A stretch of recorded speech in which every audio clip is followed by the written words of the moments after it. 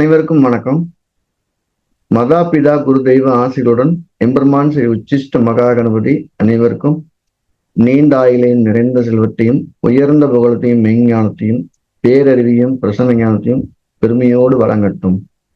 அனைவருக்கும் எனது மானசீகமான வாழ்த்துக்கள், மானசீகமான ஆசைகள். அனைவரையும் ஜிகாஸ்டோ அன்போடு வரவேற்கிறது. நம்ம இப்ப பார்க்க போற பதிவு ஒரு உள்ளுணர்வு சார்ந்த பதிவு. இந்த உள்ளுணர்வு யாருக்கு ரொம்ப அதிகமா இருக்கு, அதனால அவங்களுக்கு என்ன ஒரு நல்ல பயன் ஏற்படுதுங்கிறத பார்க்க போறோம். அதுக்கான கிரக சேர்க்கை முதல்ல என்ன அப்படின்னா, உள்ளுணர்வு அதிகமா இருக்கணும் அப்படின்னா சந்திரன் வலுவா இருக்கணும். அந்த மனம் சார்ந்த விஷயங்களை நமக்கு தோண வைக்கணும், அதுக்கான காரணங்களும் இருக்கணும். சந்திரன் வலுவா இருக்கக்கூடிய ஜாதகங்கள். ரெண்டாவது உள்ளுணர்வுங்கிறது குருச்சந்திர யோகம் இருக்கக்கூடிய அமைப்புகள், இதுக்கும் உள்ளுணர்வு ரொம்ப அதிகம். மூணாவது உள்ளுணர்வு செவ்வாய் சந்திரன். இப்ப சந்திரன் தனிச்சு பலமா இருந்தா ஒரு உள்ளுணர்வு, அந்த குருவுடைய சேர்ந்தாலோ பார்த்தாலோ ஒரு உணர்வு, சந்திரன் செவ்வாயோட சேர்ந்தாலோ பார்த்தாலோ அது ஒரு உள்ளுணர்வு. நாலாவது சந்திரன் கூட கேது இருக்கிறது, இது ஒரு அபரிவிதமான உள்ளுணர்வு கொடுக்கும். அஞ்சாவது தர்ம கர்மாதிபதி யோகம் உள்ள ஜாதகங்கள், அதுக்கு நிறைய உள்ளுணர்வு உண்டு. ஆறாவது திக்பலம் பெற்ற கிரகங்கள். இந்த 6 விதிகளுக்குமே உள்ளுணர்வு நிறைய உண்டு. இது கொஞ்சம் கொஞ்சம் வித்தியாசம் இருந்தாலும் கூட எல்லாத்துக்கும் பொதுவான விதியா உள்ளுணர்வுன்னு சொல்லிடுறோம். உதாரணமா கிரகத்தின் அடிப்படையில சந்திரன் கூட பலமா சேர்க்கக்கூடிய தொடர்பு கொண்ட செவ்வாய் குருவை நம்ம உள்ளுணர்வுன்னு சொன்னோம், கேதுவையும் சொன்னோம். அதே இடத்துல இங்க வரும்போது தர்ம கர்மாதி யோகம் அப்படின்னு சொல்லி பாவத்தை சொல்லிட்டோம், 9, 10 கூட சேர்க்கைன்னு சொல்லிட்டோம். திக்பலம் பெற்ற கிரகங்கள் பாவத்தை சொல்லிட்டோம். அப்ப கிரகத்தின் அடிப்படையில மொத்தம் 4 இருக்கு. தனித்த சந்திரன் பலமா இருப்பது, சந்திரன் கூட குரு தொடர்பு இருப்பது, சந்திரன் கூட செவ்வாய் தொடர்பு இருப்பது, சந்திரன் கேதுவோட தொடர்பு. இந்த 4 எது வேணாலும் இருக்கலாம், சேர்ந்திருக்கலாம், பார்த்திருக்கலாம், இல்லை அவங்களோட நட்சத்திரத்தோட அவங்க ஸ்ட்ராங்கா இருக்கலாம். இது முக்கியம். இது கிரக ரீதியா. பாவ ரீதியா தர்ம கர்மாதிபதி யோகம் இருக்கலாம், இல்ல திக்பலம் பெற்ற கிரகம் இருக்கலாம். இது ஒரு எல்லா நேரத்திலுமே உள்ளுணர்வு வேலை செஞ்சுக்கிட்டே இருக்குது அப்படின்னா அவங்களுக்கு கிரகம் தான் மூல காரணம். சில குறிப்பிட்டவங்க நேரத்துல மட்டும்தான் வேலை செய்யுது அப்படிங்கிறவங்களுக்கு பாவத்தின் அடிப்பில் அமைஞ்ச திக்பலமும் தர்ம கர்மாதிபதி யோகமும் காரணம். உதாரணமா ஒரு திக்பலம் பெற்ற கிரகம் அப்படின்னு வச்சுக்குவோம், 10ல் செவ்வாய் இருக்கு அப்படின்னா அவர் வேலையில இருக்கும்போது இல்ல சகோதரர் இருக்கும்போது மட்டும்தான் அவர் ரொம்ப உள்ளுணர்வு சார்ந்தவரா இருப்பார். எந்த பாவத்துல திக்பலம் பெற்றிருக்குதோ அந்த பாவத்தின் காரகத்து ரீதியாக உள்ளுணர்வு ரொம்ப அதிகம். அதுதான் அங்க சொல்ல போற விஷயம். அவர் 10ல் சூரியன் செவ்வாய் இருந்தா அவர் தொழில உள்ளுணர்வு நிறைய வச்சிருப்பார். இதை பண்ணா இது நல்லா இருக்கும், இதை பண்ணா அது நல்லா இருக்கும், இதை பண்ணலாம், இதை பண்ணக்கூடாதுன்னு தெளிவா வச்சிருப்பார். அதுவே 4 திக்பலம் பெற்றது இருந்தா இந்த இடத்த வாங்கலாம், இந்த வீடை வாங்கலாம், இதை பண்ணலாம், அதை பண்ணலான் இருக்கும். 4ஆம் பாவத்துல முதலீடுன்னு ஒரு வார்த்தை இருக்கு, அதை அவர் செய்யக்கூடாது. அது சம்பந்தமாக உள்ளுணர்வு சொல்றதை கேட்கணும், புத்தி சொல்றதை கேட்கக்கூடாது, மனசு சொல்றதை கேட்கணும். இந்த மனசுல ஆசைப்பட்ட மனசு சொல்லக்கூடாது, நடைமுறை சாத்தியத்தை பண்ணணும். இந்த திக்பலம் பெற்றிருக்கிறவங்களுக்கு மட்டும் ஒரு கூடுதலான ஒரு வார்த்தை என்னன்னா, நடைமுறைக்கு எது சாத்தியமோ அதன் அடிப்புல முடிவெடுக்கணும்னு அர்த்தம். இப்ப லக்கன்ல ஒரு கிரகம் திக்பலம் இருக்க தன்னை பத்தின கருத்துக்கள்ல அவர் விதமான நம்பிக்கை அதை நோக்கி இருப்பார். உள்ளுணர்வு ரொம்ப அதிகமா இருக்கும். 7ல் சனி திக்பலம் இருக்கு, யார் நம்ம நினைக்கிறோமோ, யார் நம்ம கூட்டாளியோ, யார் நமக்கு எதிராளியோ அவங்கள பத்தின உள்ளுணர்வு வேலை செஞ்சுக்கிட்டே இருக்கும். இது சரியா இருக்குமா, தப்பா இருக்குமா? ஸோ ஒரு பாவத்தின் அடிப்படையில் இருக்குது. ஒரு தனிப்பட்ட நபரையோ தனிப்பட்ட செயலியோ தான் அதிகமா உள்ளுணர்வு நம்ம காட்டுது. ஆனா கிரக ரீதியான கூடிய உள்ளுணர்வு எல்லா நேரத்திலையும் வேலை செஞ்சுட்டே இருக்கு அப்படின்னு கண்ணை மூடனே அது ஒரு பிம்பமா தெரியும். ஒரு நபரை உதாரணப்படுத்தியோம். கடகத்துல சந்திரன் இருக்கு, மேஷத்துல செவ்வாய் இருக்கு, செவ்வாயோட 4ஆம் பறவையில சந்திரன் இருக்காரு, விருச்சிகத்துல குரு இருக்கு. இப்ப செவ்வாய்க்கு சந்திரனை பார்க்குற குணமும் உண்டு, செவ்வாய் குருவை பார்க்குற குணமும் உண்டு. செவ்வாயோட 4ஆம் பறவையில சந்திரன் இருக்காரு, செவ்வாயோட 8ஆம் பறவையில குரு இருக்காரு. ஆனா குரு விருட்சத்துல இருந்து, செவ்வாய் வீட்டுல இருந்து சந்திரனை மட்டும் பாக்குறாரு. அப்ப இந்த குரு செவ்வாயுடைய பார்வையை பற்றி சந்திரனுக்கு ஒரு ஆளுக்கே உள்ளுணர்வு அதிகம்னா இந்த 2 பேரும் சும்மா உள்ளுணர்வு ரொம்ப அதிகமாயிடும்.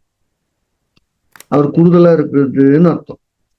அவர் சொன்ன ஒரு ஸ்டோரி எப்படின்னா, நான் யாரையாவது ஒருத்தர் நினைச்சேன்னா நினைச்சு 10 நிமிஷத்துல எதையும் ஒண்ணு ஒரு வடிவம் மாதிரி எனக்கு தெரியும். அது நல்லா இருந்தா அவங்க நல்லா இருக்காங்க, அது நல்லா இல்லை அது நல்லா இல்லை, அதுதான் அர்த்தம் அப்படின்னு சொல்றாரு. அப்படி சொல்லிட்டு இருக்கும்போதே எங்க மாமா ஒருத்தர்னு சொல்றாரு. அப்போ ஒருத்தர் ரோட்ல போறவர் இந்த சாணம் பிடிச்சிட்டு போறாரு, கத்திக்கு சாணம் பிடிக்கிறது. போகும்போது அந்த கத்தி தீட்டி சவுண்ட் ஜாஸ்தியா கேட்குது. அதுவும் எங்க மாமாவுக்கு என்ன தோணுதுன்னா, ஏதோ சர்ஜரி பண்ண போறாங்களோ இல்ல ஏதோ அடிபட்டு காயமா போறோம்னு தோணுது, இருங்க போன் பண்ணி கேட்டு பார்க்கலாம் அப்படின்னு அப்பவே வச்சுட்டு போன் பண்றாரு. ஹாஸ்பிட்டல் போயிட்டு இருக்கேன், ஆக்சிடென்ட் ஆயிடுச்சுன்னு சொல்றாங்க. தூங்கிட்டு இருக்க ஒரு நபர் எந்திரிச்சு கேட்கிறாரு, எனக்கு ஒரு மனசு சரியில்லை, ஒரு மாதிரியா இருக்கு, பையனுக்கு உடம்பு சரியில்லாட்டு இருக்குது, நான் இப்பவே ஊருக்கு போலான்னு இருக்கேன் அப்படின்னு. எதுக்கு போன் பண்ணுங்க? நைட்டு 2 மணி. குருகுலத்தில் படிக்க வந்த மாணவர் அப்படி சொல்றாரு. சரி வீட்டுக்கு போன் பண்ணி கேட்டா, பையனை ஹாஸ்பிட்டல் வச்சிருக்கோம் உடம்பு சரியில்லைன்னு. ஏன் சொல்லல, நீங்க படிக்க போட்டோம் தொந்தரவு பண்ணாங்கன்னு வச்சிருக்கின்றார். அந்த ஸ்பிரிச்சுவலா உள்ள இருக்கக்கூடிய உணர்வு அப்படியே அவங்களுக்கு தட்டி எழுப்புதுங்க. ஒரு நல்ல குரு மூலியமாக இதை ஒழுங்காக பயிற்சி பண்ணாங்கன்னா இது வாழ்வியலுக்கு காலம் பூரா பயன்படக்கூடிய அற்புதமான வித்தையா மாறிடும். இல்லைன்னா அந்த உள்ளுணர்வு ஏனோ தானோன்னு ஓடிட்டு இருக்கக்கூடிய உள்ளுணர்வா போயிடும்.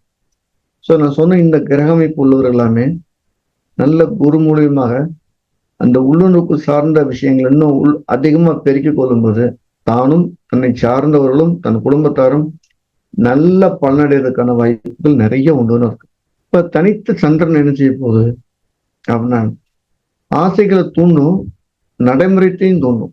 அப்ப ஆசைகளை நீக்கி நடைமுறை உண்மைகள் தகுந்த மாதிரி அவங்க வேலை செஞ்சாங்கன்னா அந்த உள்ளுணர்வு அவங்களை உயரத்துக்கு கொண்டு போயிடும் அப்படிங்கிறது ஒரு உண்மை. அடுத்து செவ்வாயினால் ஏற்படக்கூடிய உள்ளுணர்வு, செவ்வாய் சந்திரன் சேர்க்கை பார்வையில் ஏற்படுதுன்னு பார்த்தீங்கன்னா, அடுத்தவங்களை எச்சரிக்கிறது, அடுத்தவங்களை இப்படி இருந்தா நல்லா இருக்குன்னு ஒரு வழிகாட்டுதல் சொல்றதுனால சிறப்பா இருக்கும். இந்த வழிகாட்டுதல் எச்சரிக்கை சார்ந்த விஷயங்களா இருக்கிறது தான் ரொம்ப கரெக்டா இருக்கும். குருவின் பார்வை அல்ல குருவின் சேர்க்கப்பட்ட சந்திரனுடைய உள்ளுணர்வு ஆலோசனை சொல்றது, இதை வாங்கலாம், இதை விற்கலாம், இது இப்படித்தான் போகும்னு கணிப்பு சம்பந்தப்பட்டவங்களும் ரொம்ப சரியா இருக்கு. இந்த வித்தியாசங்களை நம்ம தெரிஞ்சுக்கிட்டோம்னா தோணும், இப்படி இருக்கும் போ, அப்படி இதை செய்யும் போ. அவங்களை அறியாமலே அந்த வழிகாட்டக்கூடிய வார்த்தைகள், எச்சரிக்கை செய்யக்கூடிய வார்த்தைகள், பார்வைகள் எல்லாமே அந்த கிரகம் உணர்ந்து அவங்க கொடுத்துரும். அந்த கிரகத்துடைய செயல்பாடுகளுக்கு இவங்க உடம்பையும் மனசையும் கொடுத்துட்டு உட்கார்ந்துருக்காங்க, அவ்வளவுதான். அந்த பாவகத்தில் இருக்கிறதுக்கு தான் நம்ம கூடுதலா கவனம் எடுத்து சரி செய்யணும், சீரமைக்கணும்னு அர்த்தம். ஸோ உள்ளுணர்வு சார்ந்திருக்கு. இதுல இறை சார்ந்த உள்ளுணர்வு அப்படிங்கும்போது அங்க கேது வந்துடுறாரு ஆன்மீகத்துல, ஞானம் அப்படின்னு வந்துருது. அப்ப சந்திரன் கூட கேது சேர்ந்திருக்காருன்னா அவர் கிடைக்கிற உள்ளுணர்வு தெய்வீக ஒரு அனுபவமா இருக்கு, தெய்வீக உள்ளுணர்வா இருக்கு. அது ரொம்ப ரசிக்கிறமா இருக்கு. இந்த உள்ளுணர்வே ஒரு போலியா இருக்குன்னா அது கூட சந்திரனும் சூரியன் பார்வை சேர்க்கை இருக்கும்போது அது போலியான உள்ளுணர்வா இருக்கு. எப்படி கற்பனை சார்ந்ததா இருக்கு, அது ஒரு கனவு சார்ந்த நடைமுறையா இல்லை. அப்ப சந்திரன் கூட சூரியன் பார்வை அமையக்கூடிய உள்ளுணர்வுக்கு பெருசா முக்கியத்துவம் கொடுத்துக்க வேண்டியதில்லை. நடைமுறை உண்மைகளை கடைப்பிடிச்சா போதும். தனித்த சந்திரன் பலம் பெறும்போது அது ஒரு சிறப்பா இருக்கு அப்படிங்கிற மாற்று கருத்து கிடையாது. இதுல இன்னொரு விஷயத்தையும் பார்ப்போம். இந்த சனி கேது சந்திரன் இந்த 3 சேர்ந்திருக்கு வச்சுக்குவோம். கேது சந்திரன் சேர்ந்திருந்தாலே உள்ளுணர்வுன்னு சொல்லிட்டோம். இது ஆன்மீகம் சார்ந்த இறை உணர்வு சார்ந்த உள்ளுணர்வு ரொம்ப அதிகமா இருக்கு. கூட சனி சேரும்போது அவங்க மிகப்பெரிய பீடங்களையும் மிகப்பெரிய ஒரு சமஸ்தானங்களையும் நிறைய கூட்டங்களை வழிநடத்தக்கூடிய அமைப்பு அவங்களுக்கு இருக்கு. முழுக்க ஆன்மீகத்துல இல்ல துறவரத்துல பிரம்மச்சரியத்துல போகும்போது மிகச்சிறந்த வெற்றி கிடைக்குது. அப்ப இந்த சந்திரனோட கேது தனித்தா இருக்கும்போது அது அவருக்கு மட்டும்தான் இந்த உள்ளுணர்வு பயன்படுது. அந்த சந்திரனோட கேது சனி சம்மந்தப்படும் போது ஒரு மிகப்பெரிய குழுவுக்கே உதவி செய்யணும். அதான் இங்க இருக்கிற விஷயங்கள். அதனால உள்ளுணர்வு சார்ந்த விஷயங்களுக்கு இதை அற்புதமா பயன்படுத்தலாம். சில டாக்டர்ஸ் ஒரு கிப்னோதெரப்பி இல்ல ஒரு மெஸ்மரைஸ் இந்த மாதிரி பண்றவங்களுடைய ஜாதகத்தை வாங்கி பார்த்தோம்னா அந்த ஜாதகங்கள்ல ஒரு உதாரணம் ஜாதகம் சொல்லுவோம். மீனத்துல சந்திரன் இருக்கு, கண்ணில குரு செவ்வாய் இருக்கு. இது ஒரு 93ல பிறந்த ஜாதகம். அவர் ஒரு ஹிப்னோதெரபிஸ்டா இருக்காரு. மனசை மயக்கக்கூடிய, உள்ளுணர்வை தூண்டக்கூடிய விஷயங்களை சிறப்பா செய்யறாரு. அது தூண்டி குணப்படுத்துறதையும் செஞ்சுட்டு இருக்காரு. சோ அடுத்தவங்களுக்கு ஒரு ஆறுதலான உணர்வு தரக்கூடிய தலை சிறந்த விஷயங்கள் பார்த்தீங்கன்னா இந்த குறிச்சொந்தரியம். நிறைய கடவுளுடைய ஜாதகங்கள், நிறைய குருமாருடைய ஜாதகங்கள், நிறைய தலைவருடைய ஜாதகம் வாங்கி பார்த்தீங்கன்னா அதுல குறிச்சொந்தரியமும் சந்திரமங்கலையும் இருக்கும். அது நோக்கம் அவங்க சொன்னா சரியா இருக்கும் அப்படின்னு நம்புறாங்க. இல்லைன்னா எதை சொன்னா அவங்களுக்கு சரியா இருக்குன்னு அந்த உள்ளூர் சொல்றதை அவங்க சொல்றாங்க. இந்த தலைவரோட ஜாதகம் வாங்கி பார்த்தீங்கன்னா இந்த கிரக அமைப்பு இருக்கிறத பார்க்கலாம். அதை இப்படி புரிஞ்சுக்கணும். எதை சொன்னா சரியா இருக்குன்னு அவங்க உள்ளூர் சொல்றதோ அதை சொல்றாங்க, அது சரியா இருக்கு. அப்படி பண்ணலாம். சோ நம்ம ஜாதத்துல இந்த உள்ளுணர்வு அமைப்பு இருந்ததுன்னா ஒரு முறையான ஒரு பிரார்த்தனை, முறையான ஒரு பயிற்சி, முறையான ஒரு குருவுடைய வழிகாட்டுதல் மூலியமாக அதை நம்ம நேர்மைப்படுத்தி ஒரு தகுதி வாய்ந்த உள்ளுணர்வு பண்ண முடியுங்கிறது என்னோட அபிப்பிராயம். அது முயற்சி பண்ணி பாருங்க. உங்க ஜாதகத்துல தான் நீங்க அதை எடுத்து ஒரு ஆய்வு பண்ணி பாருங்க. நான் அடிக்கடிக்கா சொல்றது, குருச்சந்திரன் அமைப்புல ரொம்ப ஸ்ட்ராங்கா இருக்கிறவங்களுக்கு சொல்ல உணர்வு, உங்க மனசு என்ன சொல்லிச்சோ அது ஒரு நிமிஷம் பொய்ப்பதில்லை அப்படின்னு சொல்லுவேன். அதை நீங்களும் சோதனை பண்ணி பார்க்கலாம்.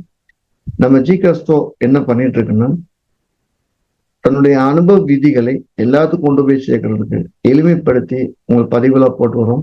எல்லாருக்கும் ஜோதிடம் போய் சரியான விதத்துல சேரணும் அப்படிங்கிறதுக்காக இந்த ஜோதிடத்துடைய எளிமையான திட்டங்களை பாடத்திட்டங்களை பண்ணி அடிப்படை உயர்நிலை 2ஆ பிரிக்கிறோம்.